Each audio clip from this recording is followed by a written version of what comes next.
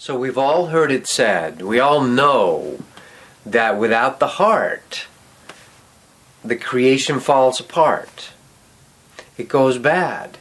We know that the longest journey, we've heard this saying, many of us, in the world is that 18 inches from your head down to your heart. From your head down to your heart. People used to travel around the world in search for El Dorado, the fountain of youth, the Holy Grail, the Graal. The old way was we would travel and do outward exploration. We all now know that we need to deal with our inner. The final frontier is not outer space, but inner space, and the heart in particular. So one of the key things we're remembering, putting ourselves back together, is to recontact the heart. So for years I've been doing a certain practice. I call it the my cup runneth over method exercise, the heart energy, to learning to reacquaint ourselves, to actually consciously work with the heart energy, not work, enjoy, play, participate consciously with the heart energy. So that's what this method is about. And I'm going to walk you through it. The details take you back into your heart. We do anyway, naturally, but it's sort of willy-nilly. It kind of happens at the wedding of your child. Your heart wells up. Or certain times, you feel the heart again, but you don't really understand how and when it happens, and it makes us scared and uncomfortable. The heart's been very difficult for people. Romeo and Juliet, the heart blossoms between two competing families, and they end up dying. The heart's been dying on the cross for a long time. The reason Yeshua, Jesus, is on that cross, we kill heart. Heart is in the center of your body. It is the pivot point. It is the stargate, the opener, the click, click, click, click, click. There's the heart chakra. Right? As above, the three chakras above, so below, the three chakras below. Heart is the center chakra, the center gateway, the pivot point. So unless it opens, it is like the key mechanism, the lock mechanism in a safe, right? So to keep you safe and to open up into the safe universe, learning to open the heart again consciously, not willy-nilly. Heart can be misused. Heart can be denied. Black heart, denial heart. For example, Hitler was a denied heart. It's when the visionary, the able to talk people into things, becomes twisted. Mordred of the King Arthur story is the black heart. So there can be a denied heart aspect, misuse of heart.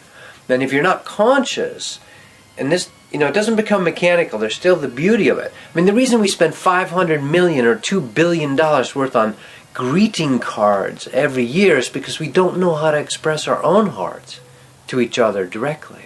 So we need to try to find a card. Stand there for a long time trying to find the right card in the aisle, right? Because we don't know how to express it. Why we're uncomfortable in the movies. The movies are meant to what? To move us. To move us. But it's reels of unreal emotions. They're acted and faked upon the screen and then reprojected as we sit in the movie theater, and we're still uncomfortable letting the deep sobbing, heaving, crying come up. We're uncomfortable with heart. And it's a key thing to relearn, to become comfortable with heart. Not namby-pamby, not bleeding hearts, not heart can go bad. For example, we all know the cat woman in your town that has 50 cats. That's a heart that's gotten twisted. It wants to save, to rescue, to help. It can't stand the idea of these creatures being neglected by God, by the universe. So it will step in and do the job of God. But that's obviously a dysfunctional heart. So it's important to learn real heart. What's heartful? What's wisdom heart? What's heart and wisdom merged together? That's what we're talking about here. So I've been using this for years with clients in a very practical way to get us to jump-start the heart. I'll give you one example. A woman a number of years ago, it's just such a good example, took her back into her heart, and she had this stiffness on her whole side of her body for a number of years. Went to physical therapy every week, so forth, saw the doctor at least twice a week, and after one session of going back into the heart, feeling the heart, talking to that part of herself, I got a report back that 50%, according to her allopathic medical doctor, of her situation, of her condition, had relieved itself. And he was intrigued and wondered, what in the world did you do? And she told him, and of course he couldn't talk to me at the time, but now it's changing some. So we're talking about real heart healing, filling your cup, my cup runneth over, learning to let that heart energy spread throughout your body. We know now that the heart field is sort of like a torus field, a donut with a very thin center. That is your heart field, and though we cannot measure it yet in scientific instruments, we are learning to realize that the heart field is actually much more magnetic, right? Magnetism, personal magnetism, enjoyment, you know that. When you fall in love, when you click in love, when love at first sight, we know that's palpable and real. So this heart field we're going to get more and more conscious of now. And so that's what the heart energy is about, and I will teach you, I will walk you through, take you through a meditative process, a conscious process, and relearn how to use it in the outer world as well as in your private moments. But so we're not flotsam and jetsam on the waves of consciousness, unaware of how we're being played by consciousness. This will teach you to become center and in charge of your own self. This is why masters like Krishna, Jesus, Paramahansa Yogananda, they're heart masters, they're bhakta. Bhakti is the yogic devotion. Jesus was simply a bhakta yogi. That's his main teaching. Love your God with all your heart, right? That's it. And that's heart yoga. Heart yoga. Union back with I and my Father are one. Beautiful. And for the masses, that's why Jesus is pictured with a sacred heart. He's teaching the pivotal role. He can't go into all the details of this and that meditation and third eye opening and chakra opening. For the masses, he teaches love, reopening our hearts. So that's the key. I want to tell a little story about when you start learning this, that heart is a palpable energy. It's a palpable, physical almost energy. We all feel it. When we can watch a movie or see a story about the dog and the elephant that love each other, right? True stories, it touches us. We start welling up. The wellness from the well wells up in us, right? We feel it rise in our throat. It wants to cry. Why the cry? The cry is because we are still separated from that pure innocence, from that pure heart, from that enjoyment. It's not a namby-pamby heart. It's a powerful, courageous heart. It's King Arthur. It's Sir Lancelot. It's things that we don't think always would be heart. The real heart is not namby-pamby, willy-nilly. That's not what it is. Jesus had fun, It involves sex. It involves having some fun, playfulness, mischievousness. So real heart, awakening to real heart is what this method will be about. So when I'm learning this, when God is teaching me this, about how heart functions, there's several things we need to be aware of. At one point, I thought that just sending love to people, that certainly should be part of God's plan. So I remember one time distinctly somebody getting very angry at me. I'm beaming, sort of like laser beaming, or sending a torchlight, a searchlight, but projecting it like a movie projector into them, the heart, the love. I care for you, I love for you. And they got very angry. It triggered something in them. And I was asking God, and so I go for a walk up in Sedona around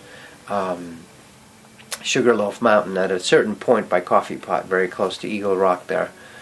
I stop and stand and I ask God, show me the mechanics, the spiritual physics of how and why they reacted that way. What's going on? I thought I was just sending them love. And God showed me this specific thing about how love can be used as a weapon in a sense, or the heart energy can be misused.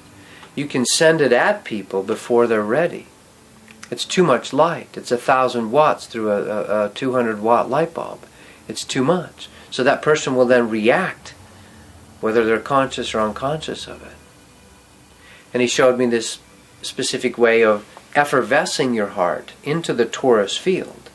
That's completely safe. And then others can choose to participate in that, sort of like a buffet of energy, of heart energy. Do I want that, and what part do I want? Instead of making them eat a certain dish or sending a certain laser beam of heart energy towards them. I got it on a spiritual physics instantaneous download level. I understood how that worked. 2 weeks later, in the same spot, I'm walking in the same path.